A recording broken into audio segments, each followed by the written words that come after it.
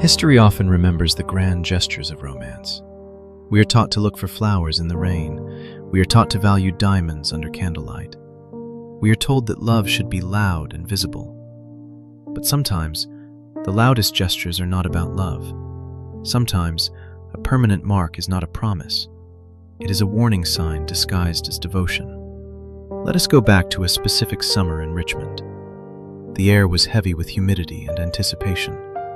The streets glowed softly under the hum of neon lights. It was the kind of season where everything felt possible. Elena was only 19 years old at the time. She was ambitious, independent, and full of quiet fire. She was just beginning to feel the shape of her future. She had a job, a small apartment, and dreams.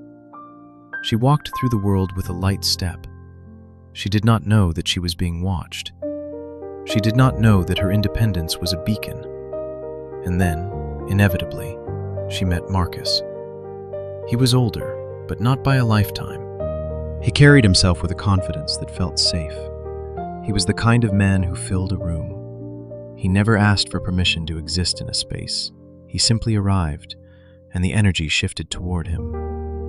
To a 19-year-old girl, he seemed like a fortress. He seemed like someone who had the answers. He seemed like a shelter from the uncertainty of youth. At first, he did not show any signs of control. He adored her loudly and without reservation. He posted her photos on every social media platform. He called her his forever within weeks of meeting. He held her waist a little too tight in public. But she mistook his intensity for genuine devotion. She mistook his constant presence for protection. She did not see the walls being built around her. She only saw the beautiful garden inside them. We often confuse intensity with intimacy. We think that if someone moves fast, they love hard.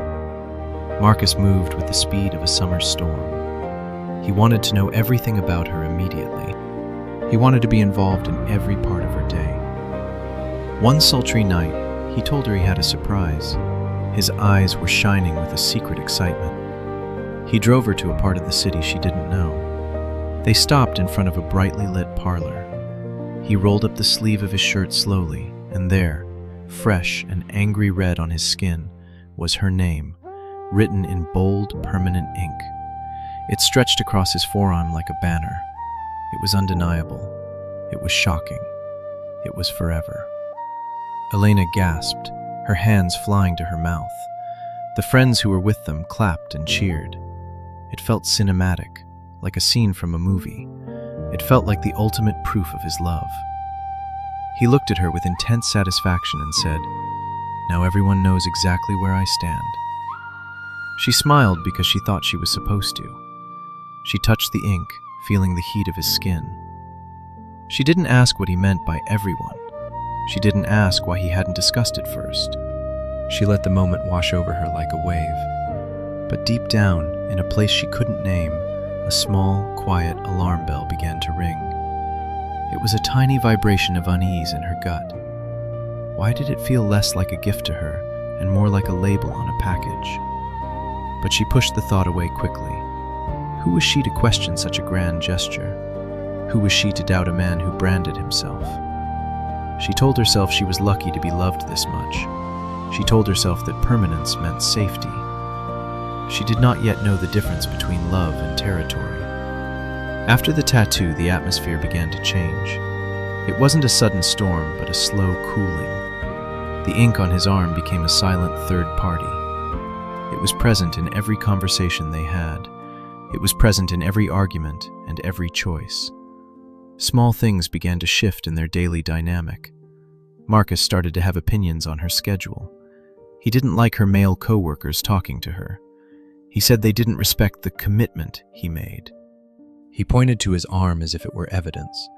He didn't like when she went out without him. He said the city wasn't safe for a girl alone. He said he worried because he loved her so much. "Why do you need attention from them?" he would ask. His voice was always soft, never raised in anger. It never sounded like a command or an order. It sounded like deep, wounded concern for her safety. He didn't like when she wore certain dresses. He said they gave the wrong impression to strangers. He said he wanted to protect her honor. Elena began to second-guess her own choices. She stopped wearing the red dress he disliked. She stopped going to happy hour with her colleagues. She started checking in with him every hour. She thought she was being a considerate partner. She thought she was compromising for the relationship.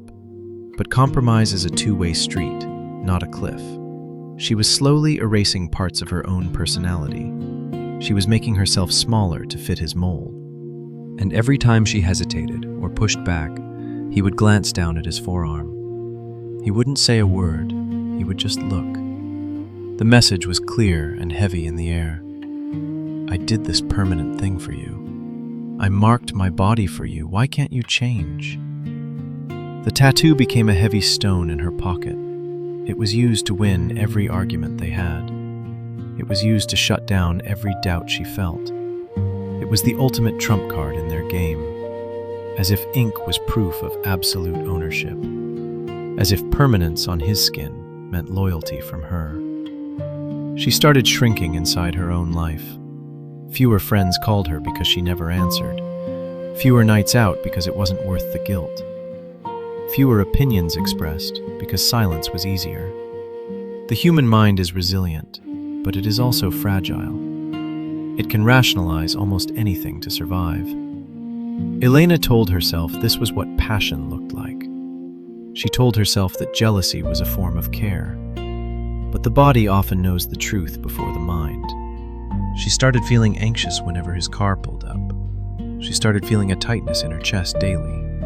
And one day, she realized something chilling. It happened on a quiet Tuesday evening at home. Marcus was sleeping on the couch, arm exposed. She looked at her name on his skin, and for the first time, she saw it clearly. The tattoo wasn't about love for her. It wasn't a tribute to her character or spirit. It was about territory for him. He hadn't marked himself to show his devotion. He had marked himself to show his possession. It was the same as a fence around a yard. It was the same as a lock on a door. He wanted the world to know she was taken. He didn't care if she was happy, only that she was his. The realization hit her like a bucket of ice water. The romantic gesture was actually a cage, and she was the bird sitting quietly inside it. She realized that healthy love does not require brands. Healthy love does not use guilt as a weapon. Healthy love does not ask you to shrink. The tattoo was not a symbol of their future. It was an anchor keeping her stuck in his present. And she knew, with terrifying clarity, that she had to leave. But leaving a man like Marcus is not simple. You do not just walk away from a fortress. You have to dismantle the walls brick by brick. You have to find the courage to be the villain, because he would paint her as the villain. He would show the world his arm and say, "Look how much I loved her," and she left. He would use the ink to turn the narrative. She had to be ready to accept that blame. She had to value her freedom more than his story. She did not leave with a dramatic explosion. There were no police lights flashing outside. There was no shattered glass or screaming matches. Drama would only feed his need for control. Drama would give him another story to tell.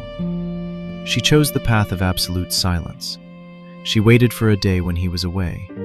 She packed only the things that truly mattered. A suitcase of clothes, her documents, her peace. She moved with the efficiency of a ghost. She didn't leave a note explaining her reasons. Explanations are for people who are willing to listen. Marcus had never listened. He only waited to speak. She blocked his number on every device she owned. She blocked his friends and his family members.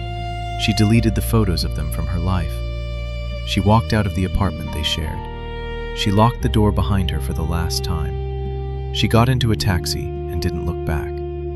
It was the hardest thing she had ever done. The guilt tried to pull her back in. The memory of the tattoo tried to shame her. How can you leave a man who branded himself? But she reminded herself of the truth she found. He kept the tattoo, but she kept her freedom.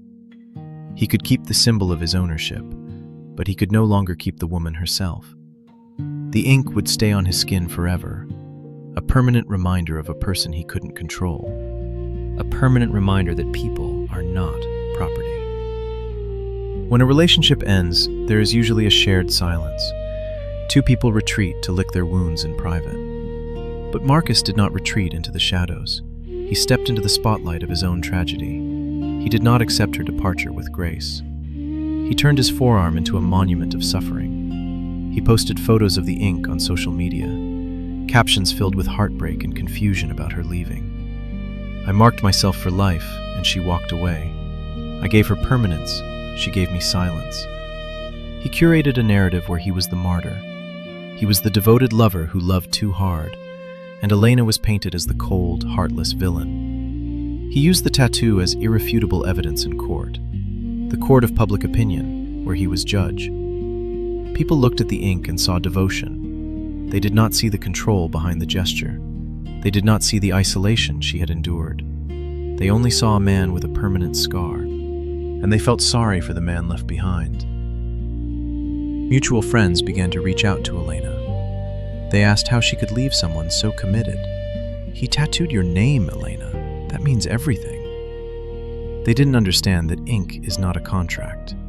They didn't understand that skin is not a soul. Marcus reveled in the sympathy he received daily. He wore short sleeves in the dead of winter. He made sure the name was always visible. It was no longer a symbol of their love. It was a weapon to assassinate her character. He wanted the world to see what she abandoned. He wanted her to feel the weight of his arm. Even from a distance, he was still controlling her. He was controlling how the world perceived her name. And for a while, his strategy worked perfectly. Elena was miles away, but she felt the pull. Guilt is a sticky substance that is hard to wash off. She lay awake at night, thinking about his arm. She thought about the permanence of what he did. Did I owe him because he changed his body? This is the trap of the grand gesture. It creates a debt that can never be repaid. It suggests that because the act cannot be undone, the relationship must also never be undone. It binds the recipient with invisible chains of obligation. Elena had to fight a war inside her mind. She had to separate his choices from her responsibility. She did not ask for the tattoo that night. She did not hold the needle to his skin. He made a choice as an adult man, and adults must live with the consequences of choices. She realized that his body was his own domain, just as her life was her own to lead. If he chose to carry her name as a burden, that was a heavy load he chose to lift. She stopped looking at the mutual friends posts. She stopped trying to explain her side of the story. Explanation is a form of engagement with the abuser, and she knew that engagement was what he wanted. He wanted a reaction to validate his victimhood. She denied him the oxygen of her attention. She let him scream into the void of the internet. She let him display his arm to strangers in bars. She stayed silent, and in silence, she found strength.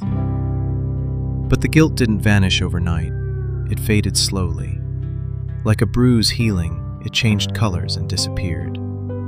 She began to reclaim the spaces in her mind, the spaces that used to worry about his feelings. She filled them with her own dreams and plans. She was building a life that had no labels. Time is the enemy of a false narrative. Eventually, the shock of the tattoo began to wear off. People get tired of hearing the same sad story. Marcus continued to play the role of the victim, but his audience began to see the cracks. They noticed that he enjoyed the attention too much. They noticed he used the tattoo to manipulate new women. "My ex broke me," he would say, showing the ink. He used Elena's name to gain sympathy from others. He used it to lower the guard of new targets. But intelligent people started to ask quiet questions. Why did he get a tattoo so early on? Why did he use it to guilt trip his friends? Why does he still define himself by a breakup? The grand gesture started to look like a red flag. It started to look like a sign of instability. Elena heard whispers that the tide was turning. But she didn't celebrate. She simply didn't care. She had moved past the need for vindication. She was busy discovering who she was without him.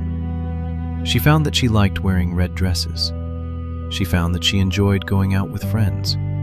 She found that her voice was louder than before. She realized that she hadn't lost herself completely. She had just been hiding to stay safe. And now that the danger was in the rear view, she could unfurl like a leaf in the spring. She met new people who didn't know the story. They didn't know about the man with the tattoo. They just saw Elena, the woman standing before them. And that was the greatest freedom of all. To be defined by her own actions, not his. To be a person, not a name on an arm. She realized that names belong to the people who bear them, not the people who try to claim them. Years passed, as they always inevitably do. Richmond changed, seasons turned, and memories faded. Elena saw Marcus one last time from a distance. It was in a crowded grocery store on a Tuesday. He looked older, a little heavier, a little tired. He was reaching for something on a high shelf. His sleeve slipped down, revealing the old ink. The letters were faded now, slightly blurred by time. The angry red skin had turned to a dull gray. It looked like a relic from a forgotten war. Elena felt a momentary spike of adrenaline, but it was quickly replaced by a profound pity. He was still carrying the weight of that summer. He was still walking around with a ghost on his arm, a ghost of a woman who no longer existed. She was not the same Elena he had marked. She had grown, evolved, and changed her shape. He was carrying a label for a jar that was empty. She didn't hide in the aisle or run away. She simply finished her shopping and walked out. She stepped into the cool autumn air of the city. She felt lighter than she had in a decade. The tattoo was his problem, not her legacy. It was a scar of his own making, a choice he made, and she was finally, truly, free of the ink. What do we learn from the ink that stays? We learn that love is not about possession. Love is not about marking territory like a wolf. Love is about the freedom to choose each other daily, without the pressure of a permanent bind. If someone needs to brand you to feel secure, that is not a sign of their deep devotion. It is a sign of their deep, unresolved insecurity. It is a sign that they fear you will leave, and they are trying to make leaving impossible. But leaving is always possible for the brave. No amount of ink can hold a spirit down. No grand gesture can replace genuine respect. We must be careful of the love that demands proof, the love that asks for receipts and warranties. Real love is a leap of faith, not a contract. It is written in the heart, not on the skin. It washes off at the end of the day and is rewritten again the next morning, fresh, voluntary, and clean. So if you see a name written in ink, do not assume it is a fairy tale ending. Ask yourself who holds the pen. Ask yourself who is the canvas. And remember that the most beautiful things in life are the things that are free to leave, but choose to stay.